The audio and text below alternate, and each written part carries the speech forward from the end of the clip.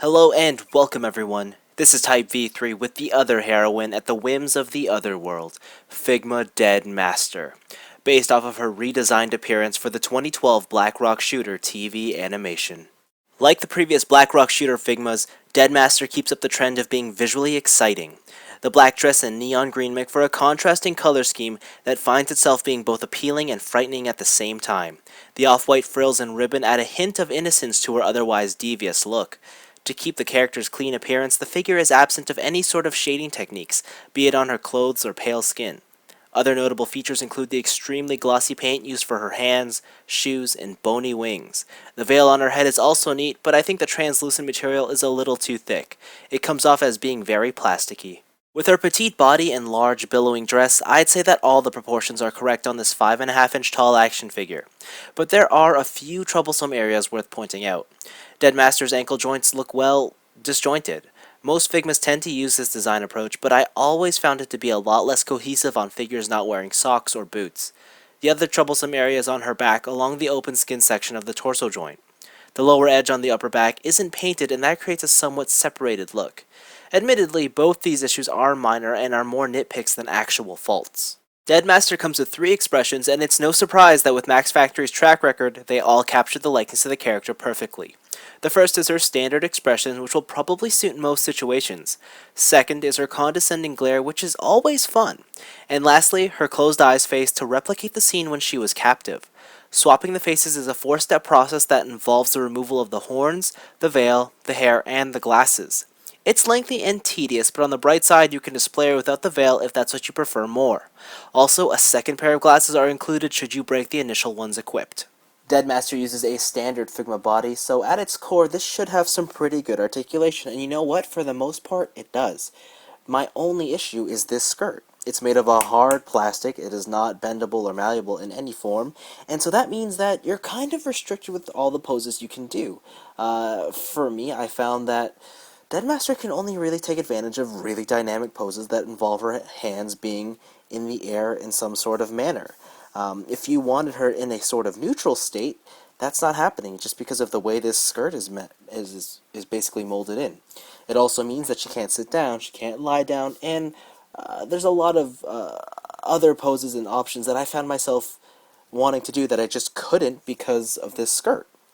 The only advantage to it is that because it's a hard piece of plastic, it's pretty heavy, and since the skirt is very low, it gives the character a low center of gravity, and even though she has these small heels, she's actually really stable. You can pretty much pick her up and drop her, and she'll just stand up just fine, which is kind of impressive.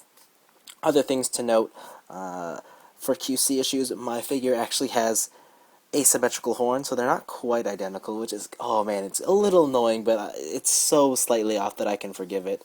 And these green wings are super fragile. I feel like you push these things too hard and they will snap, so make sure you look out for those. As a whole, like I said, articulation at its core should technically be great, but because of that skirt, there's a lot of limitations here, and that's pretty disappointing. Dead Master comes with a few accessories. For hands, she's got open palms, the more claw-like hands, and 2 different gripping fists. The first has a standard peg hole for use with other various items, while the second pair are meant to wield her giant dead scythe. It's certainly a glorious accessory, however, it's definitely got some problems, first of which is getting Dead Master's hands to grip it. There's no way around it, you just have to jam the staff in between her fingers. What's more, it's incredibly light and fragile, so snapping it is relatively easy if you're not paying attention. The upside to all this is that Dead Master can easily wield the scythe with one hand. Strangely, unlike all the other Figma BRS weapons, the Dead Scythe doesn't have a worn and tarnished paint scheme.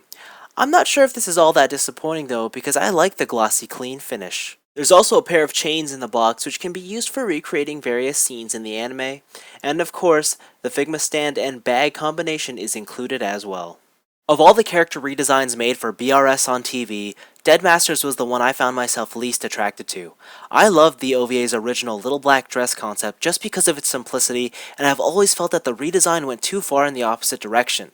Having said that, since the release of this figure, my opinion has been swayed, and I think that this TV animation version looks great. In fact, I'd even go as far as to say that with the correct pose and the right lighting, Dead Master may very well be the most captivating of all Black Rock Shooter Figmas yet.